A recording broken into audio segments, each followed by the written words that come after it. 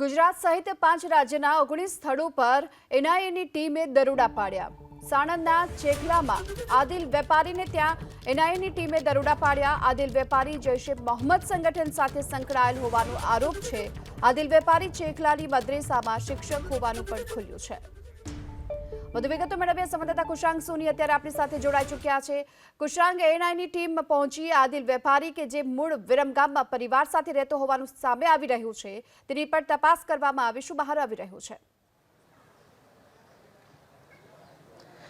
જો એનઆઈએની ટીમ છે તે વહેલી સવારે સાણંદના ચેખલી ગામે પહોંચી હતી ને અહીંયા આગળ આદિલ વેપારી નામનો જે કિસ્મ હતો, જે જૈશ એ મોહમ્મદ નામના આતંકી સંગઠન સાથે સંકળાયેલો હતો। આ મારી પાછળ જે મદ્રેસા જોઈ રહ્યા છો, અહીંયા આગળ તે શિક્ષક તરીકે ભૂમિકા ભજવતો હતો અને એનઆઈએને બાતમી મળી હતી। તે સાથે કુલ 5 રાજ્યોમાં અલગ અલગ 19 સ્થળો ઉપર એનઆઈએ તરફથી સર્ચ ઓપરેશન કરવામાં આવ્યું હતું અને માત્ર અમદાવાદ રૂરલ પોલીસ છે તેને આ અંગે સાથે રાખવામાં આવી હતી લોકેશન માટે।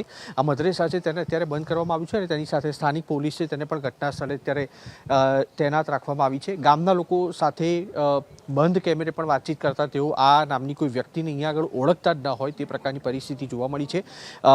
જે એનઆઈએની ટીમ છે જે ઈસમને લઈને ગઈ છે, જેનું નામ આદિલ વેપારી છે, તે છેલ્લા કેટલા સમયથી અહીંયા આગળ પાઠ ભણાવતો હતો શિક્ષક તરીકે। તેની સાથે તેના મોબાઈલમાંથી અને કોમ્પ્યુટરમાંથી અલગ અલગ જે દસ્તાવેજ છે તે પણ જૈશ એ મોહમ્મદના જોવા મળ્યા છે, જેના કારણે દેશ વિરોધી પ્રવૃત્તિમાં અથવા આતંકી પ્રવૃત્તિઓ સાથે સંકળાઈને તેને ગુજરાત સંબંધી કોઈ માહિતીઓ પૂરી પાડી છે કે નહીં તેને લઈને એનઆઈએ તરફથી તપાસ અત્યારે શરૂ કરવામાં આવી છે।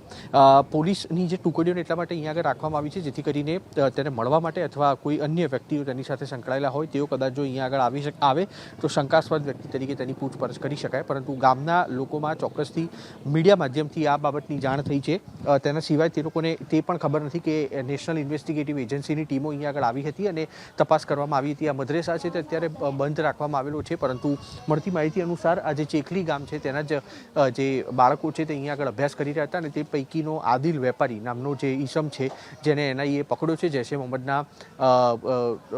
મોહમ્મદના સભ્ય તરીકે, તે અહીંયા આગળ અભ્યાસ કરાવતો હતો, જેના કારણે એનઆઈએની તપાસમાં તે પણ વધારો થશે કે આ જે ઈસમ છે તેને કયા કયા પાઠ અહીંયા આગળ જે વિદ્યાર્થીઓ છે તેને ભણાવ્યા છે અને તેની સાથે કયા કયા વિષયનું જે પાઠ છે તે તેના તરફથી ભણાવવામાં આવતો હતો। તો ચોક્કસથી ગુજરાતમાં લાંબા સમય બાદ એનઆઈએના દરોડા પડ્યા છે અને તેમાં પણ અમદાવાદ જિલ્લાના સાણંદ ખાતે આવેલું ચેખલી છે ત્યાં આગળ એનઆઈએની ટીમો સવારે મળતી માહિતી અનુસાર 4:30 થી 5 કલાકે આવી હતી અને આદિલ વેપારી નામનો જે વ્યક્તિ છે જે વિરમગામમાં રહે છે તેની ધરપકડ કરી અને હાલ પોલીસ અને એનઆઈએની જે ટીમો છે તે અહીંયા આગળથી રવાના થઈ હોય તે પ્રકારની માહિતી હાલ સામે આવી રહી છે। ગીતા જી, આભાર આપનો આ સમગ્ર માહિતી બદલ।